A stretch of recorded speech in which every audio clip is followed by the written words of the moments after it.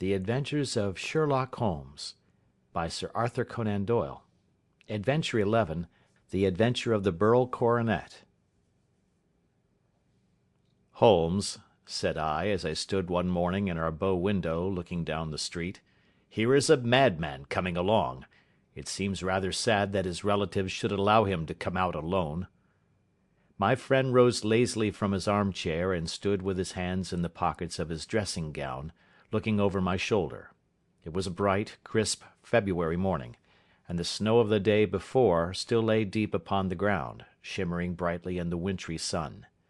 Down the centre of Baker Street it had been ploughed into a brown crumbly band by the traffic, but at either side and on the heaped-up edges of the footpaths it still lay as white as when it fell. The grey pavement had been cleaned and scraped, but was still dangerously slippery, so that there were fewer passengers than usual. Indeed, from the direction of the Metropolitan Station no one was coming save the single gentleman whose eccentric conduct had drawn my attention. He was a man of about 50, tall, portly, and imposing, with a massive, strongly marked face and a commanding figure. He was dressed in a sombre yet rich style, in black frock coat, shining hat, neat brown gaiters, and well-cut pearl-grey trousers. Yet his actions were in absurd contrast to the dignity of his dress and features, for he was running hard, with occasional little springs such as a weary man gives who is little accustomed to set any tax upon his legs. As he ran he jerked his hands up and down, waggled his head, and writhed his face into the most extraordinary contortions. "What on earth can be the matter with him?" I asked. "He is looking up at the numbers of the houses." "I believe that he is coming here," said Holmes, rubbing his hands. "Here?" "Yes. I rather think he is coming to consult me professionally. I think that I recognise the symptoms. Ha! Did I not tell you?" As he spoke, the man, puffing and blowing, rushed at our door, and pulled at our bell until the whole house resounded with the clanging. A few moments later he was in our room, still puffing, still gesticulating, but with so fixed a look of grief and despair in his eyes that our smiles were turned in an instant to horror and pity. For a while he could not get his words out, but swayed his body and plucked at his hair like one who has been driven to the extreme limits of his reason. Then, suddenly springing to his feet, he beat his head against the wall with such force that we both rushed upon him and tore him away to the centre of the room. Sherlock Holmes pushed him down into the easy-chair, and sitting beside him, patted his hand and chatted with him in the easy, soothing tones which he knew so well how to employ. "You have come to tell me your story, have you not?" said he. "You are fatigued with your haste. Pray wait until you have recovered yourself, and then I shall be most happy to look into any little problem which you may submit to me." The man sat for a minute or more with a heaving chest, fighting against his emotion. Then he passed his handkerchief over his brow, set his lips tight, and turned his face towards us. "No doubt you think me mad," said he. "I see that you have had some great trouble," responded Holmes. "God knows I have. A trouble which is enough to unseat my reason, so sudden and so terrible is it. Public disgrace I might have faced, although I am a man whose character has never yet borne a stain. Private affliction also is the lot of every man, but the two coming together, and in so frightful a form, have been enough to shake my very soul. Besides, it is not I alone. The very noblest in the land may suffer unless some way be found out of this horrible affair." "Pray compose yourself, sir," said Holmes, "and let me have a clear account of who you are and what it is that has befallen you." "My name," answered our visitor, "is probably familiar to your ears. I am Alexander Holder, of the banking firm of Holder and Stevenson, of Threadneedle Street." The name was indeed well known to us as belonging to the senior partner in the second largest private banking concern in the City of London. What could have happened, then, to bring one of the foremost citizens of London to this most pitiable pass? We waited, all curiosity, until with another effort he braced himself to tell his story. "I feel that time is of value," said he. "That is why I hastened here when the police inspector suggested that I should secure your cooperation. I came to Baker Street by the Underground and hurried from there on foot, for the cabs go slowly through the snow. That is why I was so out of breath, for I am a man who takes very little exercise. I feel better now, and I will put the facts before you as shortly and yet as clearly as I can. It is, of course, well known to you that in a successful banking business as much depends upon our being able to find remunerative investments for our funds as upon our increasing our connection and the number of our depositors. One of our most lucrative means of laying out money is in the shape of loans, where the security is unimpeachable. We have done a good deal in this direction during the last few years, and there are many noble families to whom we have advanced large sums upon the security of their pictures, libraries, or plate. Yesterday morning I was seated in my office at the bank, when a card was brought in to me by one of the clerks. I started when I saw the name, for it was that of none other than— well, perhaps even to you I had better say no more than that it was a name which is a household word all over the earth, one of the highest, noblest, most exalted names in England. I was overwhelmed by the honour, and attempted, when he entered, to say so, but he plunged at once into business with the air of a man who wishes to hurry quickly through a disagreeable task. "Mr. Holder," said he, "I have been informed that you are in the habit of advancing money." "The firm does so when the security is good," I answered. "It is absolutely essential to me," said he, "that I should have £50,000 at once. I could, of course, borrow so trifling a sum 10 times over from my friends, but I much prefer to make it a matter of business, and to carry out that business myself. In my position you can readily understand that it is unwise to place oneself under obligations." "For how long, may I ask, do you want this sum?" I asked. "Next Monday I have a large sum due to me, and I shall then most certainly repay what you advance, with whatever interest you think it right to charge. But it is very essential to me that the money should be paid at once." "I should be happy to advance it without further parley from my own private purse," said I, "were it not that the strain would be rather more than it could bear. If, on the other hand, I am to do it in the name of the firm, then in justice to my partner I must insist that, even in your case, every businesslike precaution should be taken." "I should much prefer to have it so," said he, raising up a square black morocco case which he had laid beside his chair. "You have doubtless heard of the Beryl Coronet?" "One of the most precious public possessions of the empire," said I. "Precisely." He opened the case, and there, embedded in soft flesh-coloured velvet, lay the magnificent piece of jewellery which he had named. "There are 39 enormous beryls," said he, "and the price of the gold chasing is incalculable. The lowest estimate would put the worth of the coronet at double the sum which I have asked.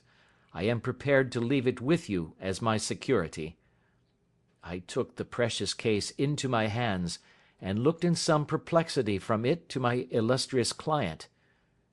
"You doubt its value?" he asked. "Not at all. I only doubt—" "The propriety of my leaving it. You may set your mind at rest about that. I should not dream of doing so were it not absolutely certain that I should be able in 4 days to reclaim it. It is a pure matter of form. Is the security sufficient?" "Ample." "You understand, Mr. Holder, that I am giving you a strong proof of the confidence which I have in you, founded upon all that I have heard of you.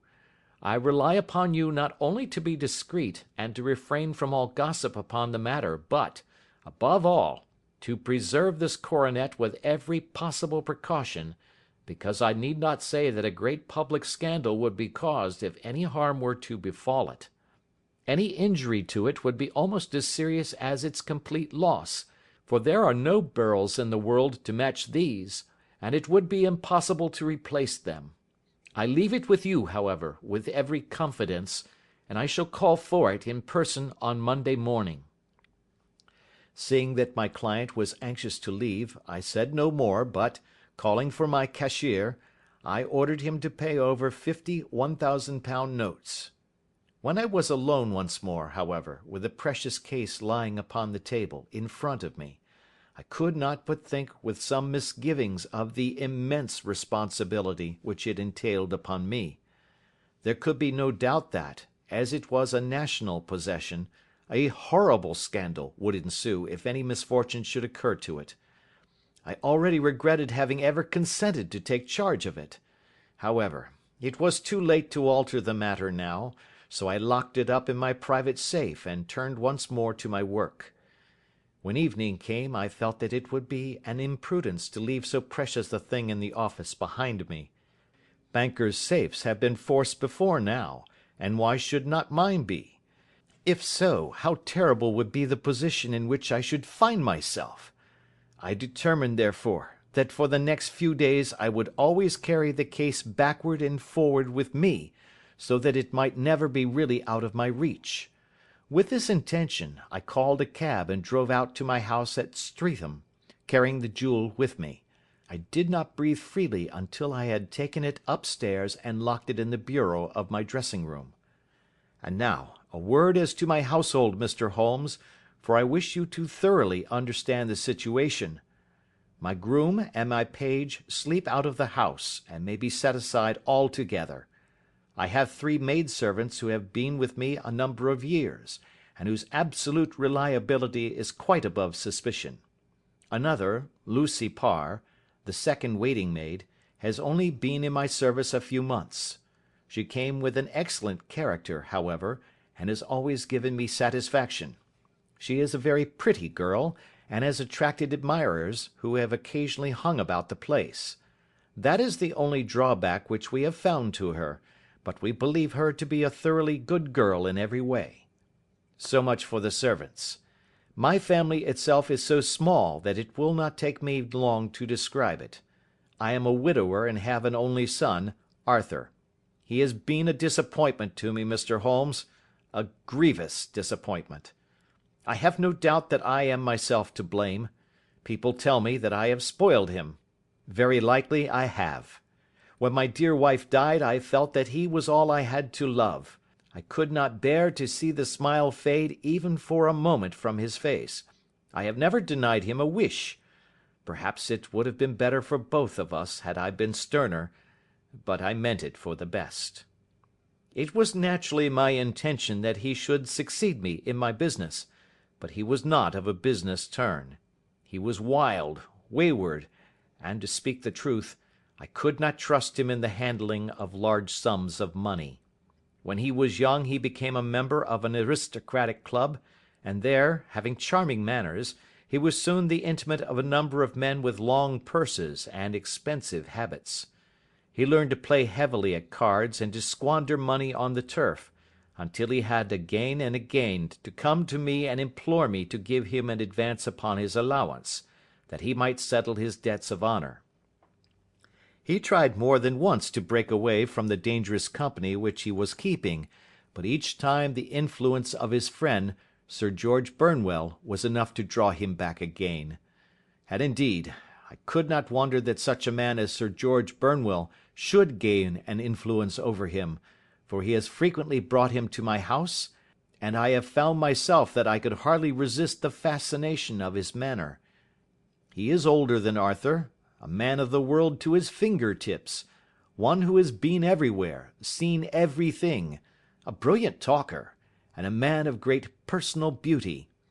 Yet when I think of him in cold blood, far away from the glamour of his presence, I am convinced from his cynical speech and the look which I have caught in his eyes, that he is one who should be deeply distrusted.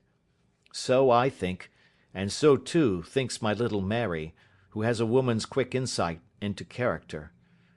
And now there is only she to be described. She is my niece, but when my brother died 5 years ago and left her alone in the world, I adopted her, and have looked upon her ever since as my daughter. She is a sunbeam in my house, sweet, loving, beautiful, a wonderful manager and housekeeper, yet as tender and quiet and gentle as a woman could be. She is my right hand. I do not know what I could do without her. In only one matter has she ever gone against my wishes. Twice my boy has asked her to marry him, for he loves her devotedly, but each time she has refused him. I think that if anyone could have drawn him into the right path it would have been she, and that his marriage might have changed his whole life. But now, alas, it is too late, forever too late.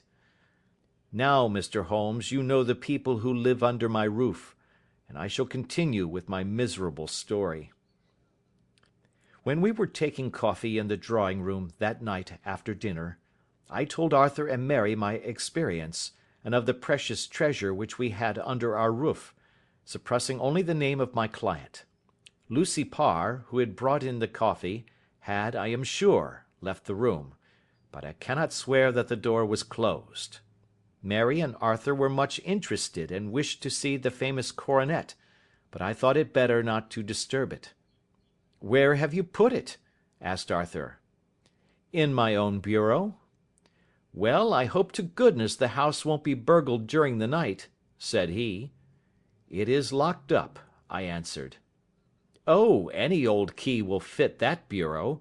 When I was a youngster I have opened it myself with the key of the box-room cupboard." He often had a wild way of talking, so that I thought little of what he said. He followed me to my room, however, that night with a very grave face. "Look here, Dad," said he, with his eyes cast down, "can you let me have £200? "No, I cannot," I answered sharply. "I have been far too generous with you in money matters." "You have been very kind," said he, "but I must have this money, or else I can never show my face inside the club again." "And a very good thing too," I cried. "Yes, but you would not have me leave it a dishonoured man," said he. "I could not bear the disgrace. I must raise the money in some way, and if you will not let me have it, then I must try other means." I was very angry, for this was the third demand during the month. "You shall not have a farthing from me," I cried, on which he bowed and left the room without another word.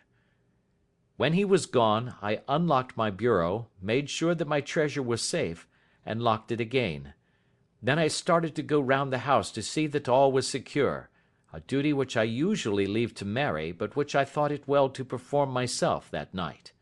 As I came down the stairs, I saw Mary herself at the side window of the hall, which she closed and fastened as I approached. "Tell me, Dad," said she, looking, I thought, a little disturbed, "did you give Lucy the maid leave to go out to-night?" "Certainly not. She came in just now by the back door. I have no doubt that she has only been to the side gate to see someone, but I think that it is hardly safe and should be stopped." "You must speak to her in the morning, or I will if you prefer it. Are you sure that everything is fastened?" "Quite sure, Dad." "Then, good night." I kissed her and went up to my bedroom again, where I was soon asleep. I am endeavouring to tell you everything, Mr. Holmes, which may have any bearing upon the case, but I beg that you will question me upon any point which I do not make clear. "On the contrary, your statement is singularly lucid." "I come to a part of my story now in which I should wish to be particularly so. I am not a very heavy sleeper, and the anxiety in my mind tended, no doubt, to make me even less so than usual. About 2 in the morning, then, I was awakened by some sound in the house. It had ceased ere I was wide awake, but it had left an impression behind it as though a window had gently closed somewhere.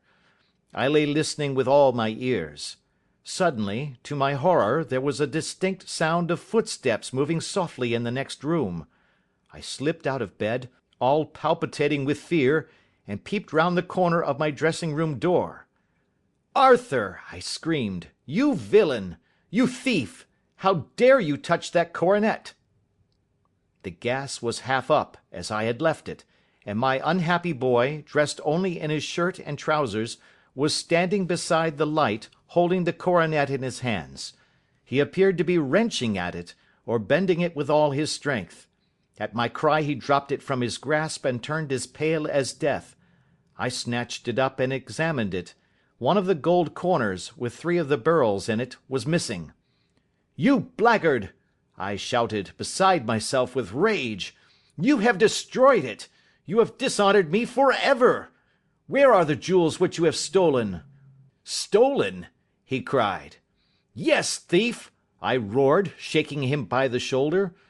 "There are none missing. There cannot be any missing," said he. "There are 3 missing, and you know where they are. Must I call you a liar as well as a thief? Did I not see you trying to tear off another piece?" "You have called me names enough," said he. "I will not stand it any longer. I shall not say another word about this business, since you have chosen to insult me. I will leave your house in the morning, and make my own way in the world."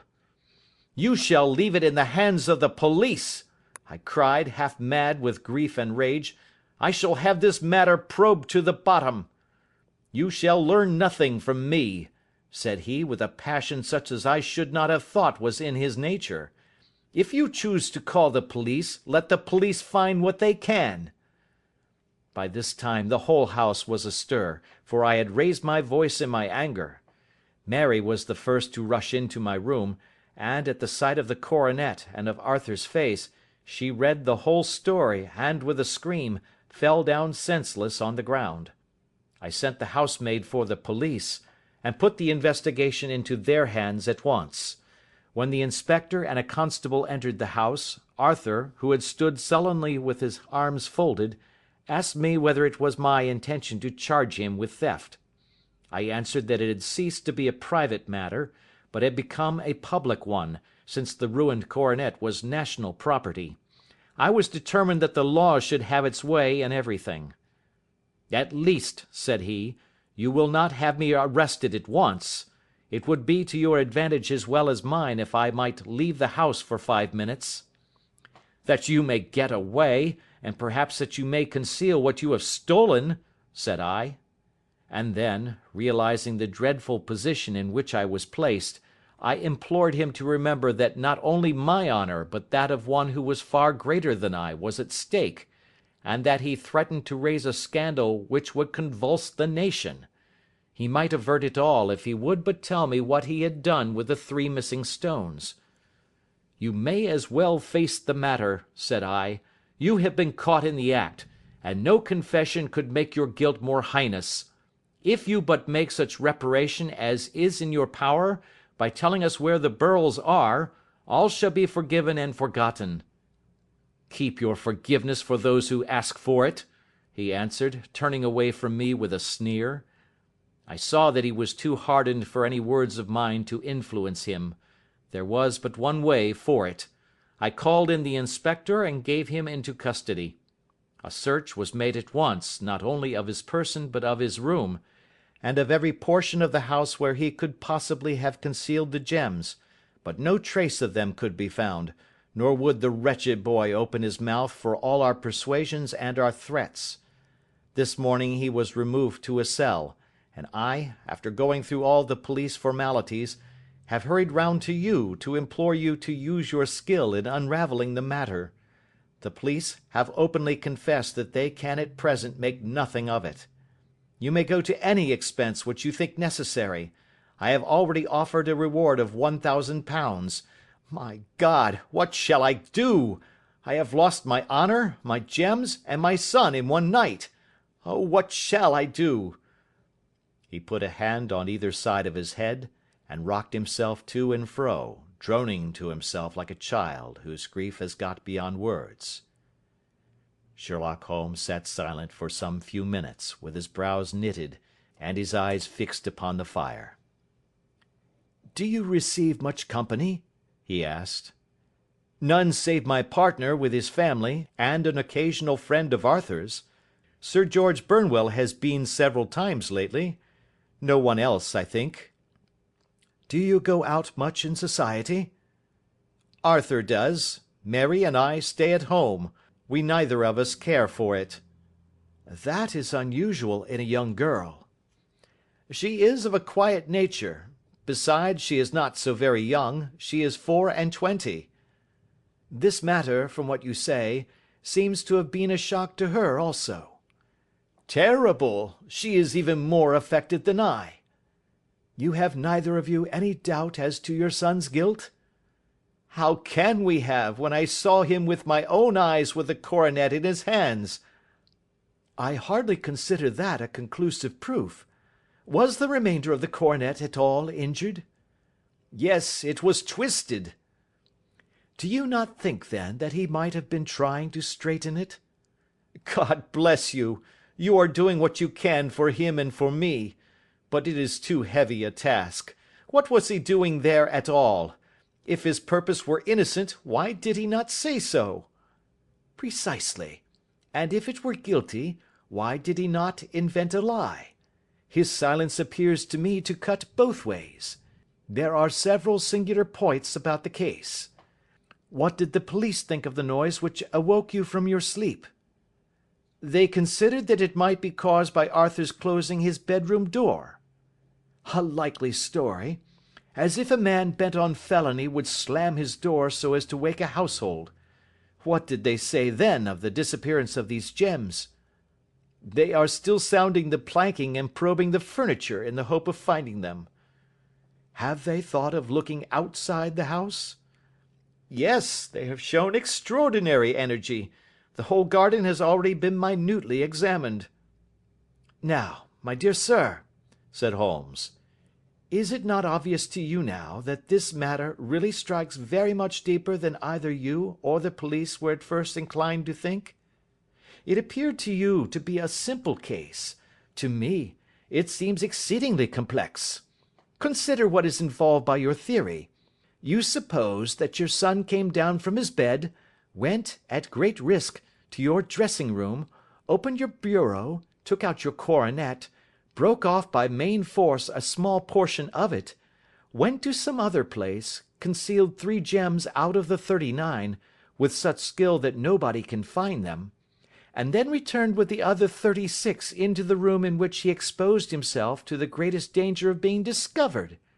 I ask you now, is such a theory tenable?"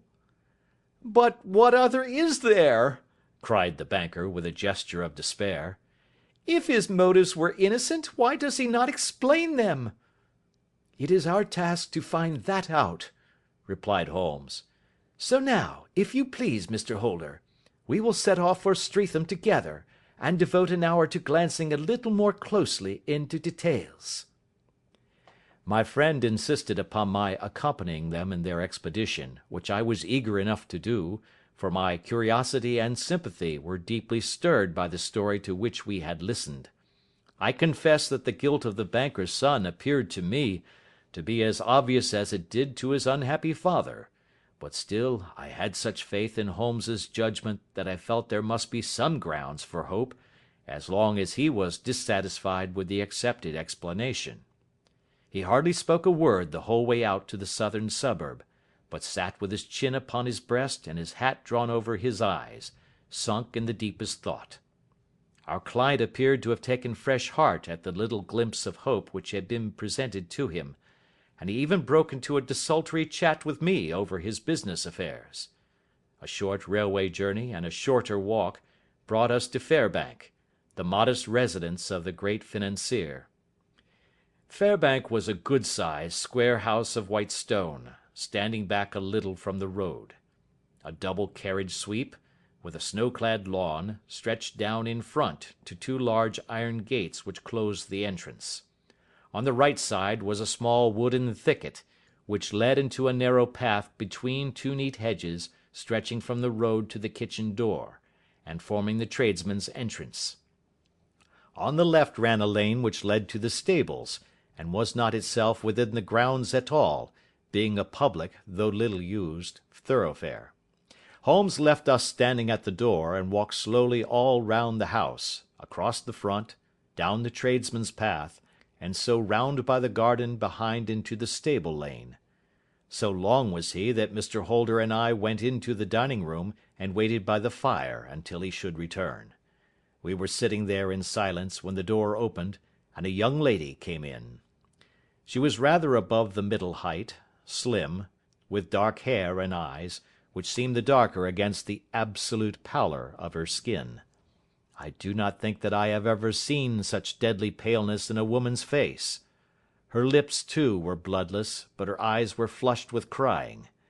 As she swept silently into the room, she impressed me with a greater sense of grief than the banker had done in the morning, and it was the more striking in her as she was evidently a woman of strong character, with immense capacity for self-restraint.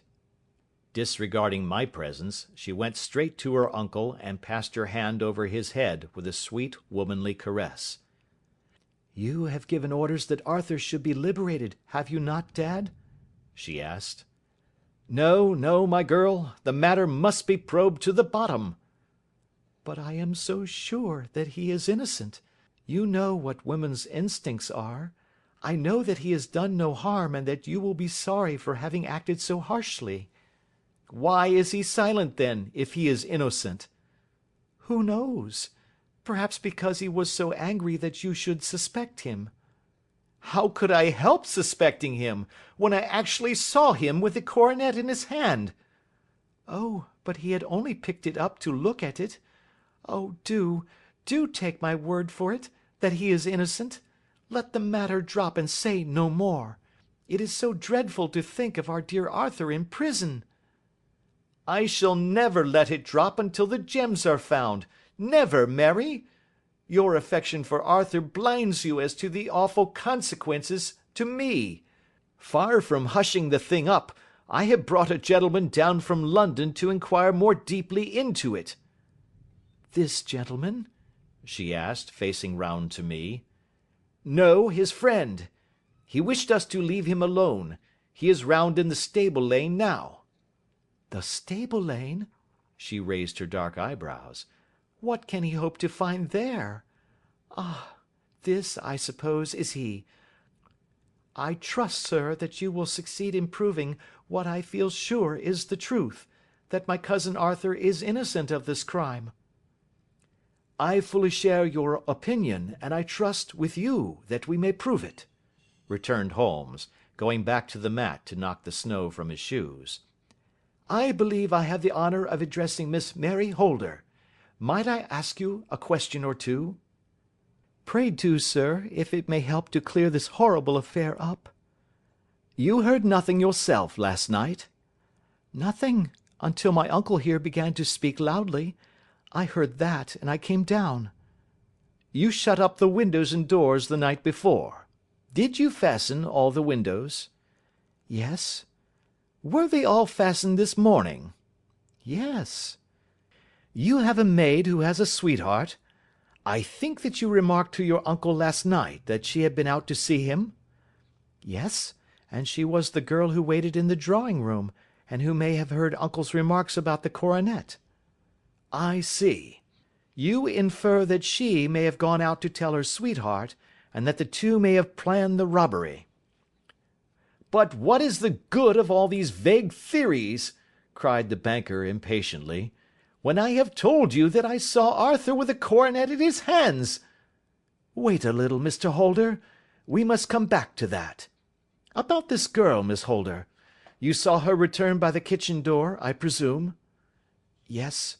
When I went to see if the door was fastened for the night, I met her slipping in. I saw the man, too, in the gloom." "Do you know him?" "Oh, yes. He is the greengrocer who brings our vegetables round. His name is Francis Prosper." "He stood," said Holmes, "to the left of the door. That is to say, farther up the path than is necessary to reach the door?" "Yes, he did." "And he is a man with a wooden leg?" Something like fear sprang up in the young lady's expressive black eyes. "Why, you are like a magician," said she. "How do you know that?" She smiled, but there was no answering smile in Holmes's thin, eager face. "I should be very glad now to go upstairs," said he. "I shall probably wish to go over the outside of the house again. Perhaps I had better take a look at the lower windows before I go up." He walked swiftly round from one to the other, pausing only at the large one which looked from the hall on to the stable lane. This he opened, and made a very careful examination of the sill with his powerful magnifying lens. "Now we shall go upstairs," said he at last. The banker's dressing-room was a plainly furnished little chamber, with a grey carpet, a large bureau, and a long mirror. Holmes went to the bureau first and looked hard at the lock. "Which key was used to open it?" he asked. "That which my son himself indicated. That of the cupboard of the lumber room." "Have you it here?" "That is it on the dressing table." Sherlock Holmes took it up and opened the bureau. "It is a noiseless lock," said he. "It is no wonder that it did not wake you. This case, I presume, contains the coronet. We must have a look at it." He opened the case, and taking out the diadem, he laid it upon the table. It was a magnificent specimen of the jeweller's art, and the 36 stones were the finest that I have ever seen. At one side of the coronet was a cracked edge, where a corner holding 3 gems had been torn away. "Now, Mr. Holder," said Holmes, "here is the corner which corresponds to that which has been so unfortunately lost. Might I beg that you will break it off?" The banker recoiled in horror. "I should not dream of trying," said he. "Then I will." Holmes immediately bent his strength upon it, but without result. "I feel it give a little," said he, "but, though I am exceptionally strong in the fingers, it would take all my time to break it. An ordinary man could not do it. Now, what do you think would happen if I did break it, Mr. Holder? There would be a noise like a pistol shot. Do you tell me that all this happened within a few yards of your bed, and that you heard nothing of it?" "I do not know what to think. It is all dark to me." "But perhaps it may grow lighter as we go. What do you think, Miss Holder?" "I confess that I still share my uncle's perplexity." "Your son had no shoes or slippers on when you saw him?" "He had nothing on save only his trousers and shirt." "Thank you. We have certainly been favoured with extraordinary luck during this inquiry, and it will be entirely our own fault if we do not succeed in clearing the matter up. With your permission, Mr. Holder, I shall now continue my investigations outside." He went alone at his own request, for he explained that any unnecessary footmarks might make his task more difficult. For an hour or more he was at work, returning at last with his feet heavy with snow, and his features as inscrutable as ever. "I think that I have seen now all that there is to see, Mr. Holder," said he.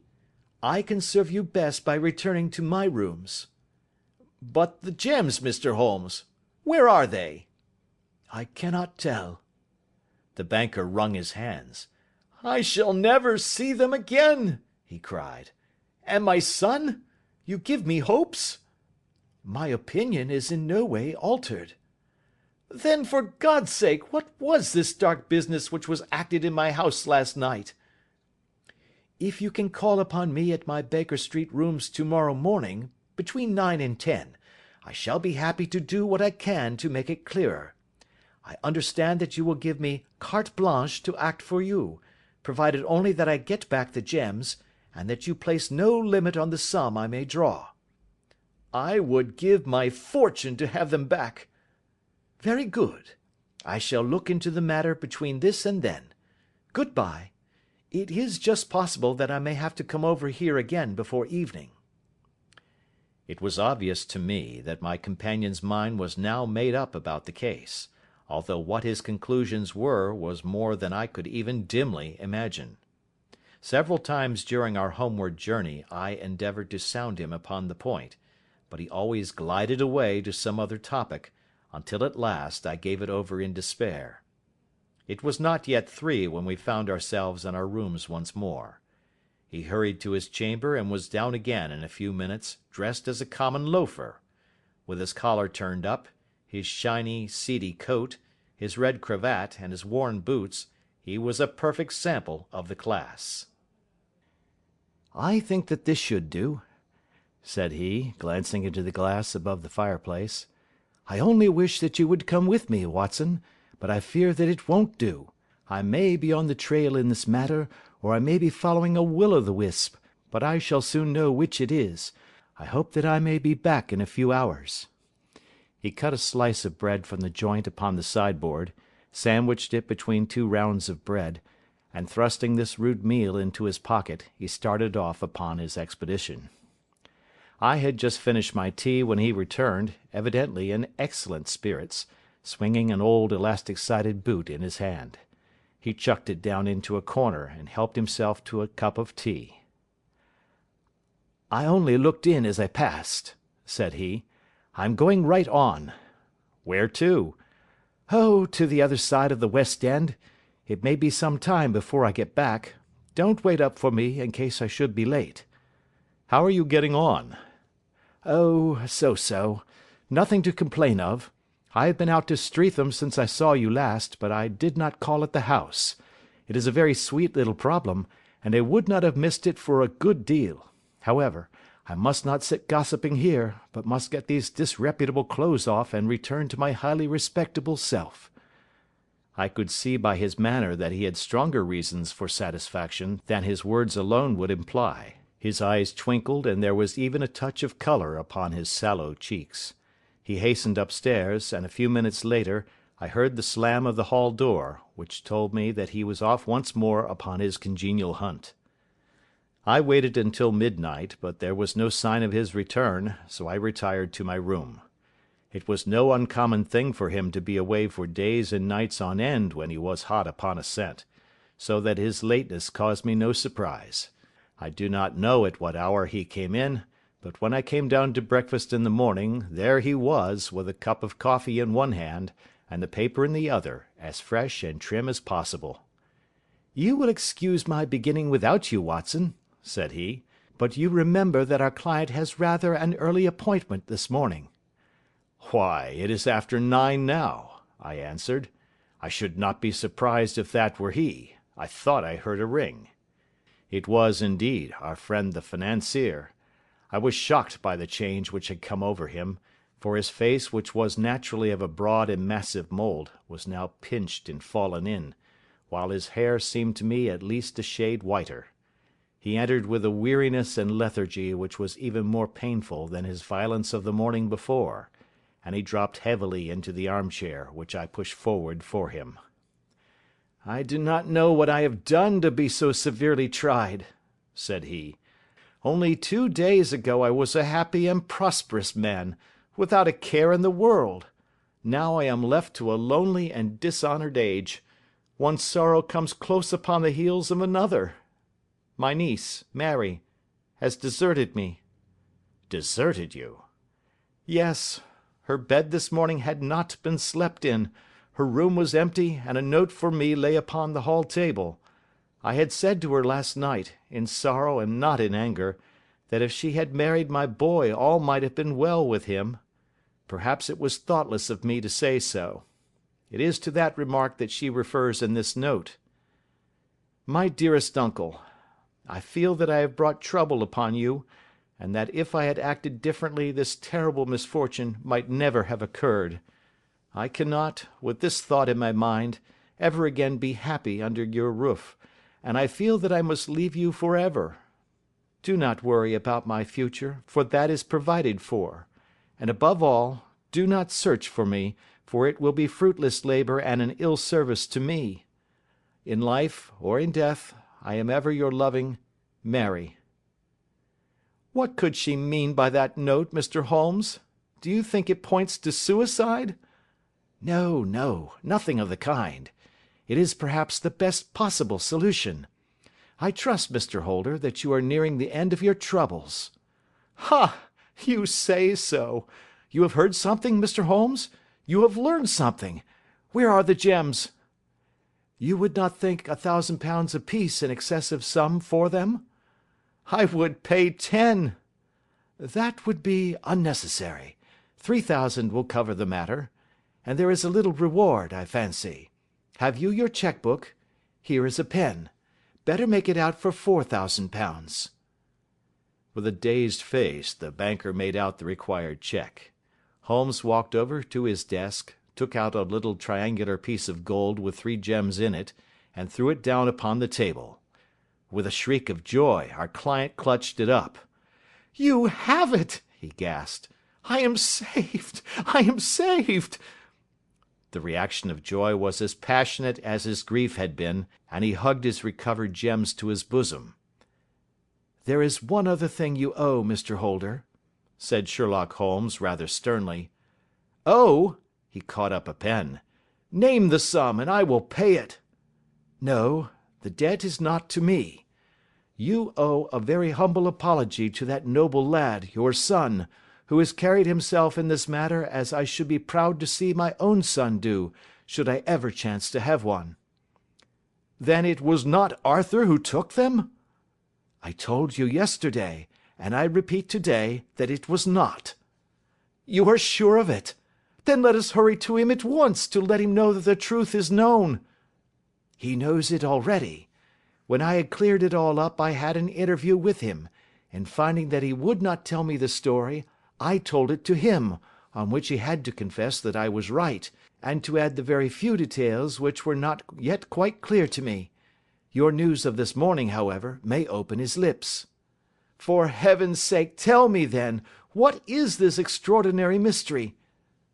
"I will do so, and I will show you the steps by which I reached it. And let me say to you first, that which is hardest for me to say, and for you to hear. There has been an understanding between Sir George Burnwell and your niece Mary. They have now fled together." "My Mary? Impossible!" "It is unfortunately more than possible, it is certain. Neither you nor your son knew the true character of this man when you admitted him into your family circle. He is one of the most dangerous men in England, a ruined gambler, an absolutely desperate villain, a man without heart or conscience. Your niece knew nothing of such men. When he breathed his vows to her, as he had done to 100 before her, she flattered herself that she alone had touched his heart. The devil knows best what he said, but at least she became his tool and was in the habit of seeing him nearly every evening." "I cannot, and I will not, believe it," cried the banker with an ashen face. "I will tell you then what occurred in your house last night. Your niece, when you had, as she thought, gone to your room, slipped down and talked to her lover through the window which leads into the stable lane. His footmarks had pressed right through the snow, so long had he stood there. She told him of the coronet. His wicked lust for gold kindled at the news, and he bent her to his will. I have no doubt that she loved you, but there are women in whom the love of a lover extinguishes all other loves, and I think that she must have been one. She had hardly listened to his instructions when she saw you coming downstairs, on which she closed the window rapidly, and told you about one of the servants' escapades with her wooden-legged lover, which was all perfectly true. Your boy, Arthur, went to bed after his interview with you, but he slept badly, on account of his uneasiness about his club debts. In the middle of the night, he heard a soft tread pass his door, so he rose, and looking out, was surprised to see his cousin walking very stealthily along the passage, until she disappeared into your dressing-room. Petrified with astonishment, the lad slipped on some clothes and waited there in the dark to see what would come of this strange affair. Presently she emerged from the room again, and in the light of the passage lamp your son saw that she carried the precious coronet in her hands.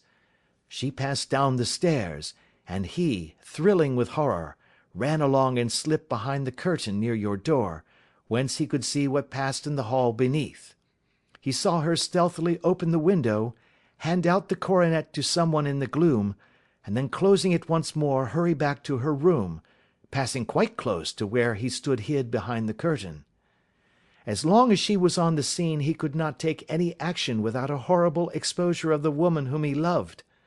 But the instant that she was gone, he realized how crushing a misfortune this would be for you, and how all important it was to set it right. He rushed down, just as he was, in his bare feet, opened the window, sprang out into the snow, and ran down the lane where he could see a dark figure in the moonlight. Sir George Burnwell tried to get away, but Arthur caught him, and there was a struggle between them, your lad tugging at one side of the coronet, and his opponent at the other. In the scuffle, your son struck Sir George, and cut him over the eye. Then something suddenly snapped, and your son, finding that he had the coronet in his hands, rushed back, closed the window, ascended to your room, and had just observed that the coronet had been twisted in the struggle, and was endeavouring to straighten it when you appeared upon the scene." "Is it possible?" gasped the banker. "You then roused his anger by calling him names at a moment when he felt that he had deserved your warmest thanks. He could not explain the true state of affairs without betraying one who certainly deserved little enough consideration at his hands. He took the more chivalrous view, however, and preserved her secret." "And that was why she shrieked and fainted when she saw the coronet," cried Mr. Holder. "Oh, my God! What a blind fool I have been! And his asking to be allowed to go out for 5 minutes! The dear fellow wanted to see if the missing piece were at the scene of the struggle. How cruelly I have misjudged him!" "When I arrived at the house," continued Holmes, "I at once went very carefully round it to observe if there were any traces in the snow which might help me. I knew that none had fallen since the evening before, and also that there had been a strong frost to preserve impressions. I passed along the tradesmen's path, but found it all trampled down and indistinguishable.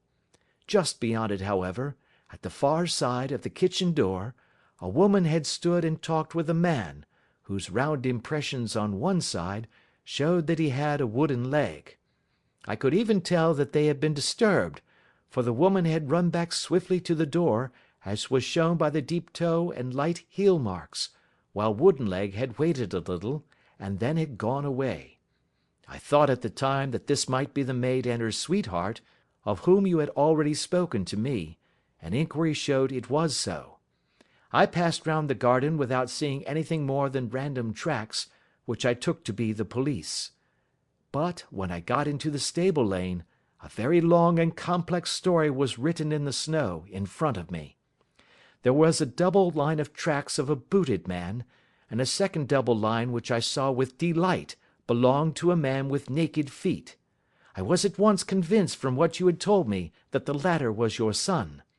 The first had walked both ways, but the other had run swiftly, and as his tread was marked in places over the depression of the boot, it was obvious that he had passed after the other. I followed them up, and found they led to the hall window, where Boots had worn all the snow away while waiting. Then I walked to the other end, which was 100 yards or more down the lane. I saw where Boots had faced round, where the snow was cut up as though there had been a struggle, and finally, where a few drops of blood had fallen to show me that I was not mistaken. Boots had then run down the lane, and another little smudge of blood showed that it was he who had been hurt. When he came to the high road at the other end, I found that the pavement had been cleared, so there was an end to that clue. On entering the house, however, I examined, as you remember, the sill and framework of the hall window with my lens, and I could at once see that someone had passed out. I could distinguish the outline of an instep where the wet foot had been placed in coming in. I was then beginning to be able to form an opinion as to what had occurred. A man had waited outside the window, someone had brought the gems, the deed had been overseen by your son, he had pursued the thief, had struggled with him, they had each tugged at the coronet, their united strength causing injuries which neither alone could have effected.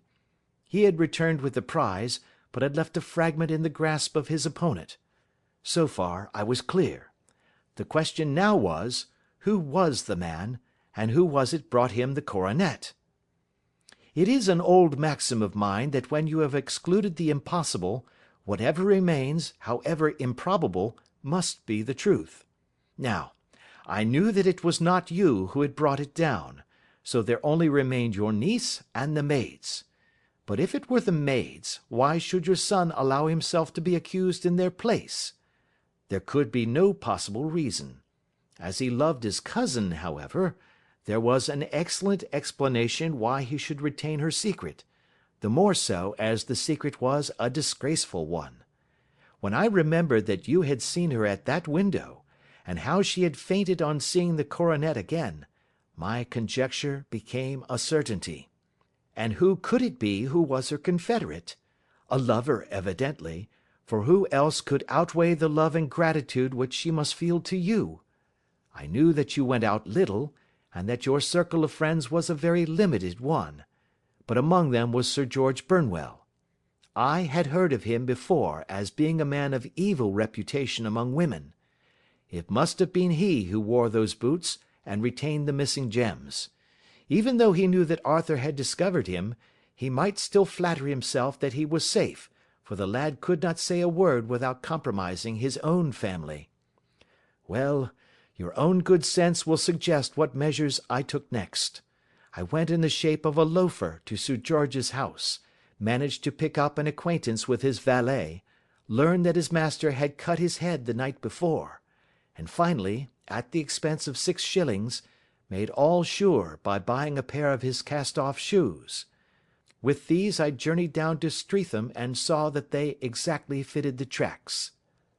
"I saw an ill-dressed vagabond in the lane yesterday evening," said Mr. Holder. "Precisely. It was I. I found that I had my man, so I came home and changed my clothes. It was a delicate part which I had to play then, for I saw that a prosecution must be avoided to avert scandal, and I knew that so astute a villain would see that our hands were tied in the matter. I went and saw him. At first, of course, he denied everything, but when I gave him every particular that had occurred, he tried to bluster and took down a life-preserver from the wall. I knew my man, however, and I clapped a pistol to his head before he could strike. Then he became a little more reasonable. I told him that we would give him a price for the stones he held, £1,000 apiece. That brought out the first signs of grief that he had shown. 'Why, dash it all,' said he, 'I've let them go at 600 for the 3. I soon managed to get the address of the receiver who had them, on promising him that there would be no prosecution. Off I set to him, and after much chaffering I got our stones at £1,000 apiece. Then I looked in upon your son, told him that all was right, and eventually got to my bed about 2 o'clock, after what I may call a really hard day's work.' "A day which has saved England from a great public scandal," said the banker, rising. "Sir, I cannot find words to thank you, but you shall not find me ungrateful for what you have done. Your skill has indeed exceeded all that I have heard of it. And now I must fly to my dear boy to apologize to him for the wrong which I have done him. And as to what you tell me of poor Mary, it goes to my very heart. Not even your skill can inform me where she is now."